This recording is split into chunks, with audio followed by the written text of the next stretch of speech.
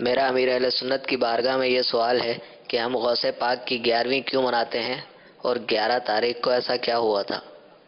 11 تاریخ کو حضور سیدی غوث اعظم علیہ رحمۃ اللہ اکرم کا انتقال مبارک ہوا تھا، تو یہ یوم عرس ہے۔ ہر سال اس کا 11 جو سالانہ فاتحہ ہوتا ہے، تو یہ ہم سالانہ عرس مناتے ہیں ان کا، کہ جو اولیاء کرام دنیا سے جاتے ہیں تو یہ قبر میں ان کے مطلب ظاہر ہے کہ ان کے عید کا سما ہوتا ہے قبر میں، وہ خوش ہوتے ہیں۔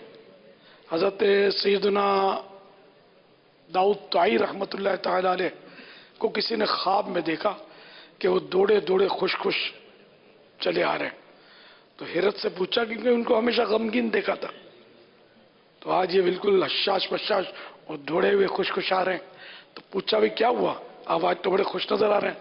بولا تم کو پتا نہیں میں آج آزاد ہو گیا ہوں۔ تو پھر جب وہ خواب سے فارغ ہوئے وہ بزرگ، تو پتا چلا کہ ان کا ابھی ابھی انتقال ہوا ہے، تو انتقال ہوا تو یہ مطلب آزاد ہوئے۔ صلو علی الحبیب صلی اللہ تعالی علی محمد۔